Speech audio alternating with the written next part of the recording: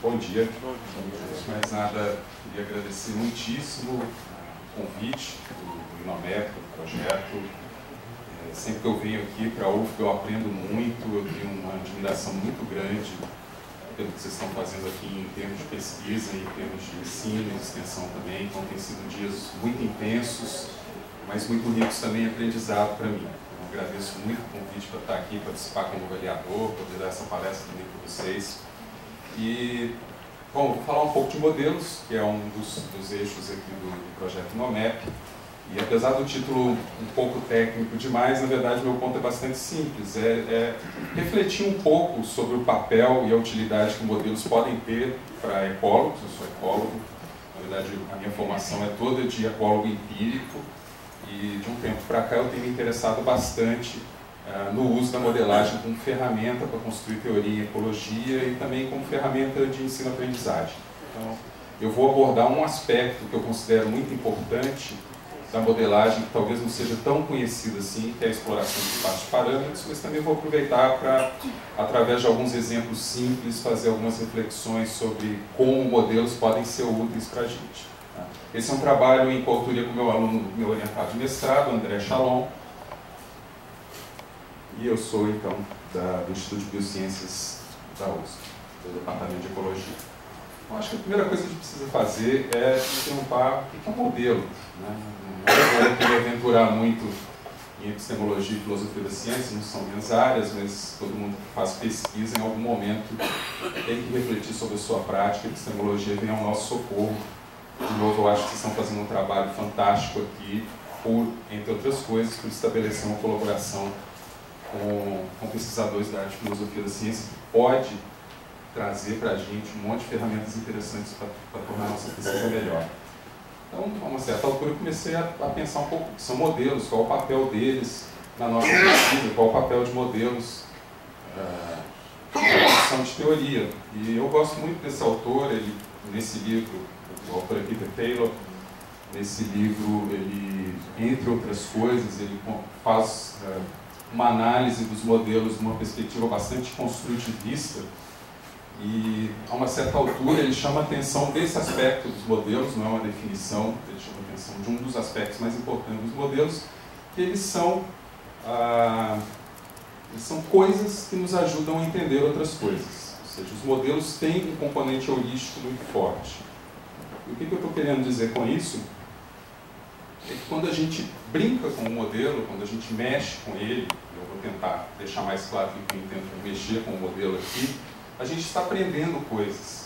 E isso é uma grande utilidade, principalmente para nós somos biólogos, não temos uma formação matemática, nem uma formação em lógica tão forte. Então, na prática, lidando com o modelo, a gente pode aprender muito a respeito da nossa situação de estudo e a gente pode tirar daí hipóteses interessantes para entender melhor os nossos dados e assim por diante. Então, por exemplo, esse joguinho que todo mundo aqui deve conhecer, talvez alguém esteja jogando agora, nesse momento.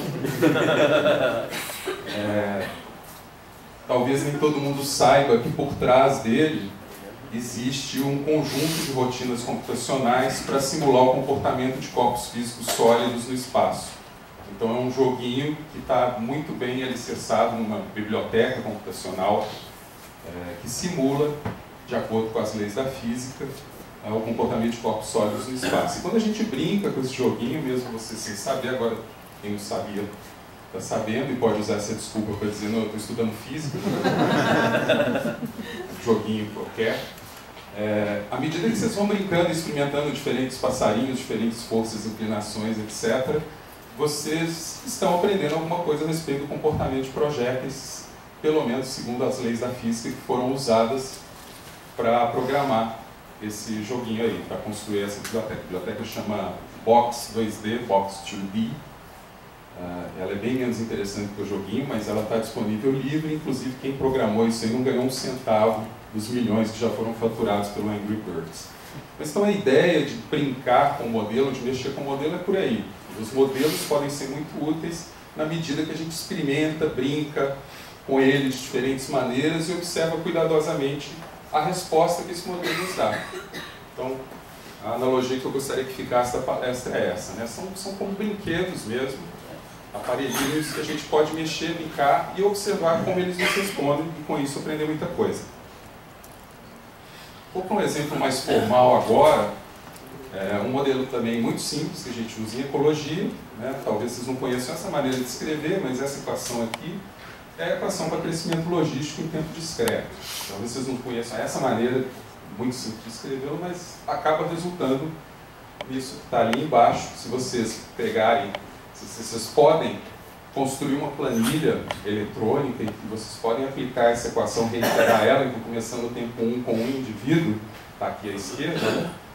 Vocês podem, uma planilha eletrônica mesmo, nada mais do que isso, reiterar essa equação e ver o que acontece com a variável resposta ali, que é o número de indivíduos, né? E essa nada mais é do que uma equação para representar um crescimento com capacidade de suporte. A população começa crescendo muito rápido e à medida que ela se aproxima de um certo valor, ela vai estabilizando, chegando à capacidade de suporte.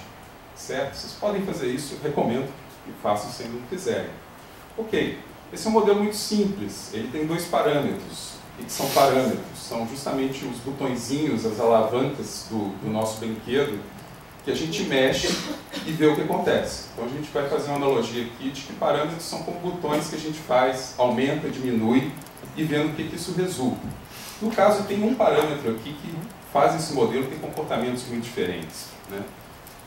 Então a gente tem aqui o comportamento dele mais conhecido, para o qual ele foi criado. Isso é uma coisa muito interessante. As pessoas criaram esse modelo, estão querendo representar esse tipo de processo de crescimento populacional monotônico até uma capacidade de suporte. Tá? E quem governa isso é esse primeiro parâmetro A. Só que aí, se a gente aumenta esse parâmetro um pouco mais, tá? Os valores aqui não são tão importantes assim. O ponto é o que acontece à medida que a gente vai virando o nosso botãozinho A, ou seja, a gente está aumentando o valor dele, né? A uma certa altura, o nosso modelo muda de comportamento. Isso deve ser um exemplo conhecido de muitos de vocês. E a gente tem agora uma equação que oscila e entra num ciclo de oscilação, mas é um ciclo de oscilação tamponado, né? Ela acaba voltando à capacidade de suporte. Mas se eu aumento mais um pouquinho esse parâmetro, aí eu já tenho ciclos que permanecem daquele jeito, ciclos estáveis. A população começa a ciclar e lá ela fica. E se eu aumento mais ainda, eu começo a ter ciclos mais complexos e mais ainda eu começo a ter um padrão que é aparentemente caótico. Ele não é, ele está sendo gerado por uma equação matemática, por uma função matemática. Então ele não é caótico, continua sendo uma função matemática determinística, mas parece ser, né? E quem fez isso e tirou muito proveito disso foi um ecólogo chamado Robert May, que muitos de vocês devem conhecer. Em 1976 ele chamou a atenção de ecólogos e, na verdade, de toda a comunidade científica para esse fato de que alguns modelos de dinâmica populacional muito simples podem ter comportamentos muito complicados. E qual que foi a grande sacada do Robert May? Foi fazer uma boa exploração do espaço de parâmetros. Essa equação já era conhecida há muito tempo, esses comportamentos eram conhecidos mais ou menos, mas o Robert May chamou a atenção: olha, a gente tem modelos aqui que a gente usa há muito tempo, e vocês acham que eles só servem para uma coisa, mas se vocês estudarem cuidadosamente os modelos, vocês vão descobrir que esses modelos representam outros comportamentos dinâmicos. E é uma grande descoberta isso, porque, por exemplo, a gente pode pensar agora que coisas como essa aqui, esse padrão de variação do número de indivíduos com o tempo, pode ser gerado pela dinâmica populacional do sistema e nada mais. A tendência da gente, quando vai a campo, se alguém aqui faz acompanhamento de alguma população, ou se você está fazendo um monitoramento de uma população, se a gente vir dados como esses, a gente fala: meu Deus, não estou entendendo nada. Ou se a gente vir uma série temporal, que ótimo, obrigado. Uma série temporal como essa, talvez a gente comece a imaginar que exista algum fenômeno periódico no ambiente que está fazendo a população ciclar. Uma das grandes descobertas do Robert May é que não, que pode ser meramente uma propriedade da dinâmica em si. Esse artigo que ele publicou em 1976, eu acho que não está, mas tudo bem, não tem problema. Obrigado. É um artigo considerado fundador da teoria do caos, então a influência dele vai muito além da ecologia, né? E por causa dessa contribuição, de várias outras contribuições extremamente importantes, o Robert May ganhou o título de Barão de Oxford. Vocês podem visitar lá no Facebook a página dele, se gostarem, enfim, curtir, se curtirem.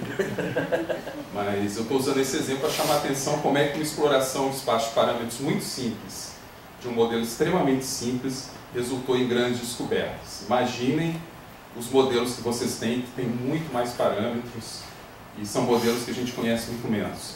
Então, é uma ferramenta extremamente útil, e olhar o modelo como esse brinquedo que a gente pode experimentar e descobrir coisas, eu considero uma direção de pesquisa muito promissora. Tá bom. E aí, qual é o problema específico que eu quero atacar aqui nessa palestra? E tudo bem, a gente brinca com as coisas, experimenta, mas vai chegar uma hora que vocês vão sentir necessidade de explorar esse espaço de parâmetros de uma maneira mais sistemática. Isso é uma coisa que fica meio bagunçada, principalmente se os modelos têm muitos parâmetros. Puxa, como é que eu faço? Eu faço variar A e deixo B constante, eu vario tudo ao mesmo tempo, ou eu vou variar em qual amplitude de valores, né? Qual vai ser o máximo e o mínimo de cada parâmetro que eu vou experimentar e assim por diante. Então, começam a aparecer perguntas que devem ser conhecidas de quem está fazendo modelagem aqui. E rapidamente a gente começa a se sentir perdido, porque é parâmetro demais, talvez as respostas do modelo também sejam várias. Então, que respostas eu uso? Como é que eu faço variar os parâmetros?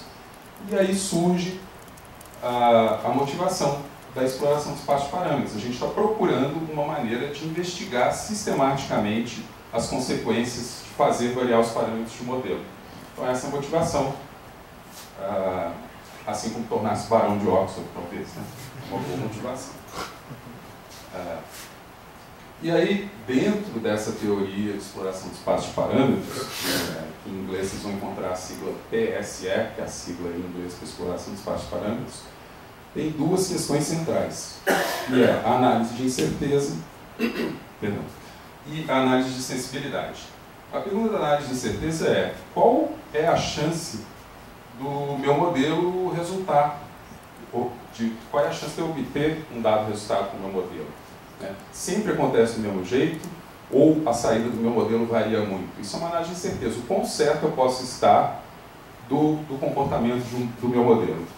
E a outra análise, na qual eu vou me ater mais aqui, é a análise de sensibilidade. O quão sensível são os resultados do meu modelo com a variação de um parâmetro ou de outro. Talvez alguns parâmetros tenham um impacto muito grande nos resultados, no que o meu modelo me retorna, e outros parâmetros tenham um efeito mais fraquinho. Tá? Muito bom. Tem dois conceitos importantes por trás dessa concepção de exploração de espaço de parâmetros. O primeiro é essa ideia, que eu acho que já está no subtexto até agora, vamos explicitar, dos modelos como um sistema de entrada e saída. Né? Então, entram valores de parâmetros, entram o que a gente chama de condições iniciais, então, por exemplo, o tamanho inicial da população, a posição inicial do bichinho, e assim por diante, e sai uma resposta. Então, é um sistema de entrada e saída de informação. Tá certo? O que nos interessa é justamente como essa resposta se comporta à medida que eu faço variar essas coisas aqui. Tá ok?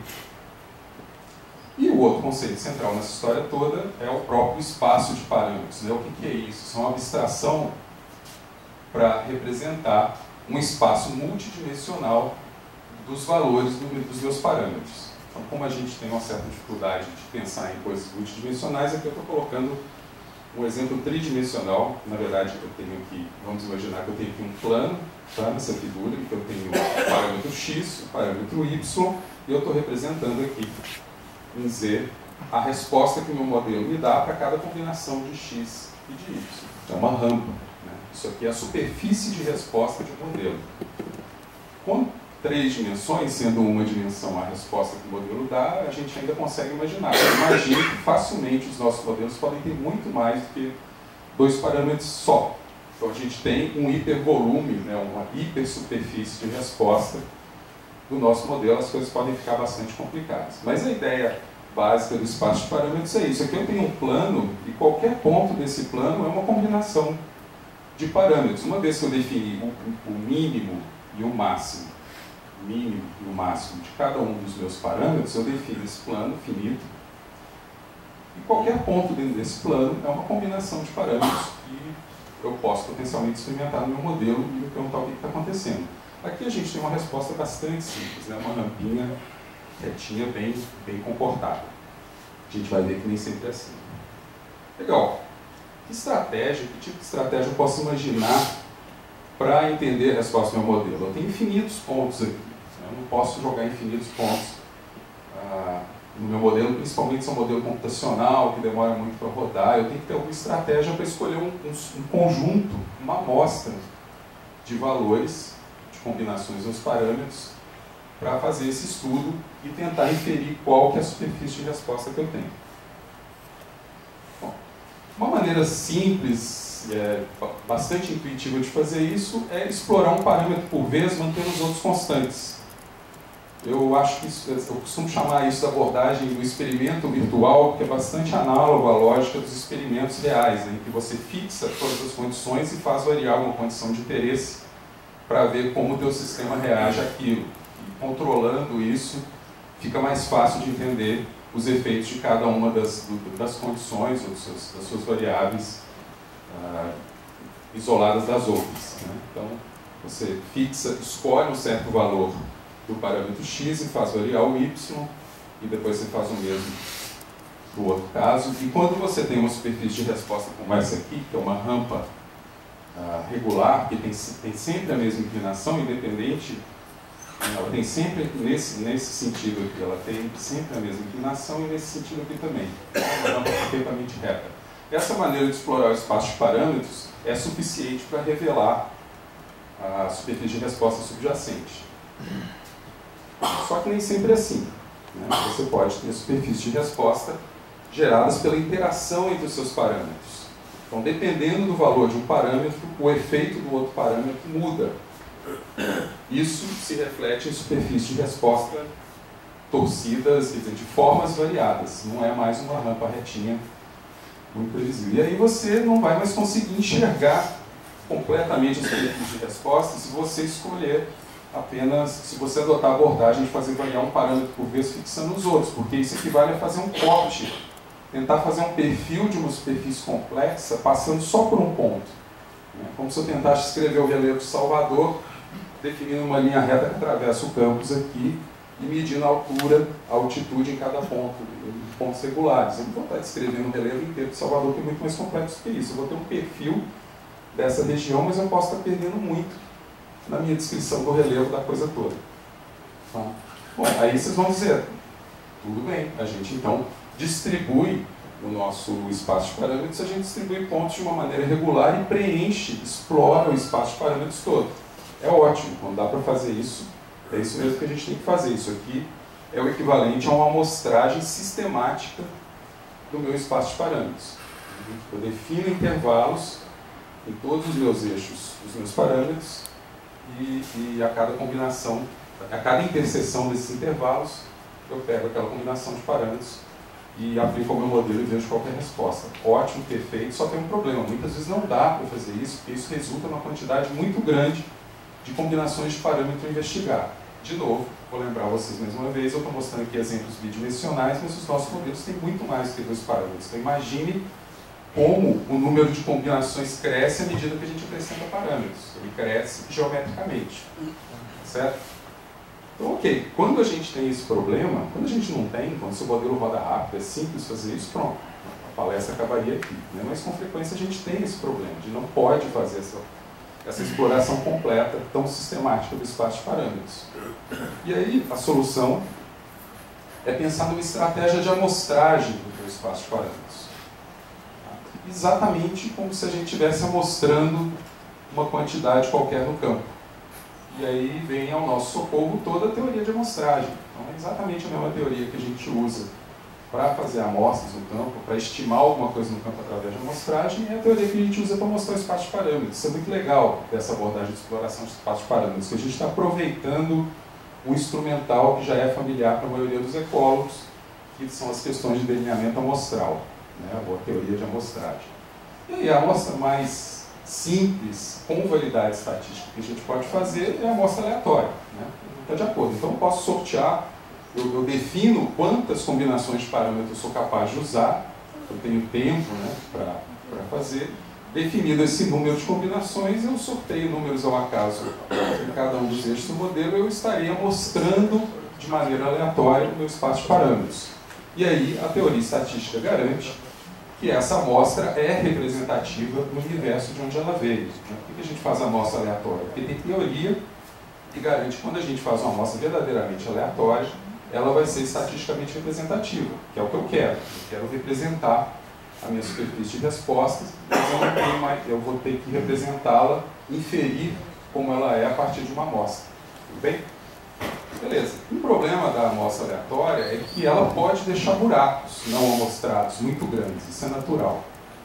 E é engraçado porque isso aqui é aleatório, mas o nosso olho tende a achar que não é, né?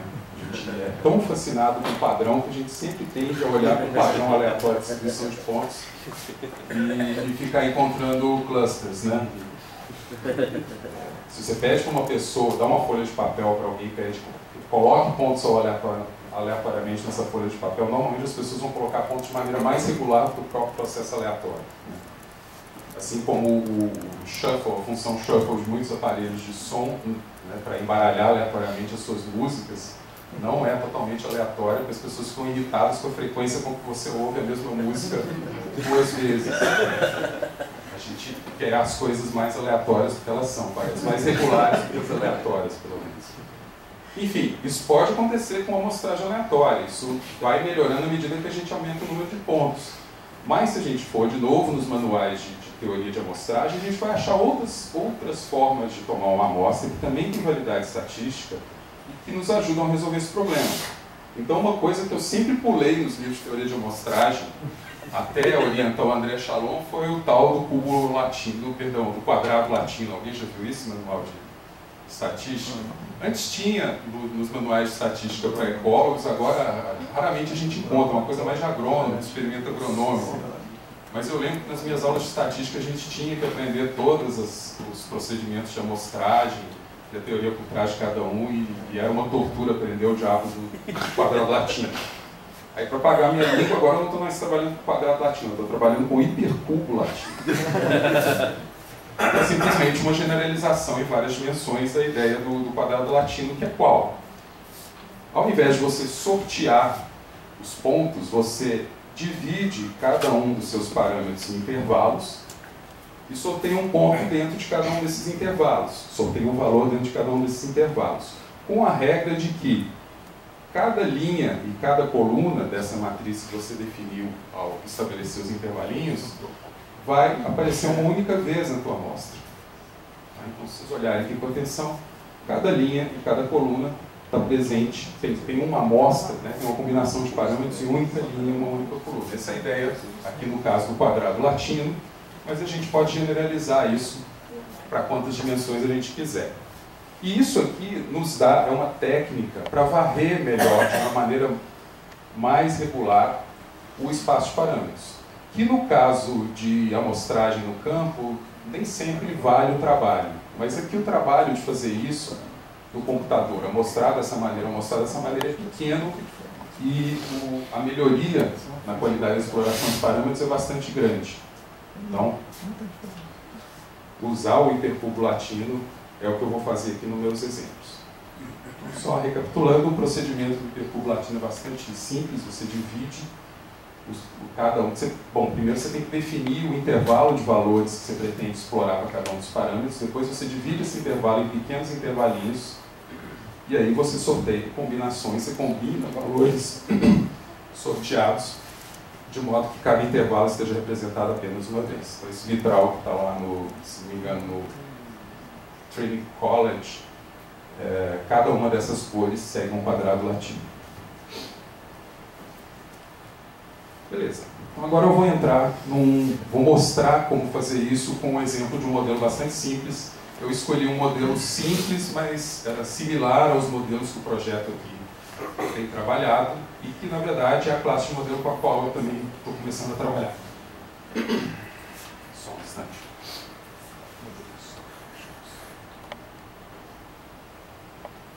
são modelos de dinâmica estocástica.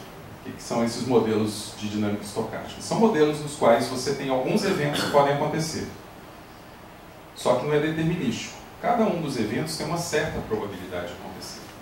Isso define, de uma maneira bastante informal, o que são modelos de dinâmica estocástica. E dinâmica por quê? Porque eu reitero esses eventos várias e várias vezes, e aí eu vejo o que acontece ao longo do tempo, com regras muito simples, que são basicamente regras probabilísticas que dizem qual é a probabilidade de cada coisa acontecer.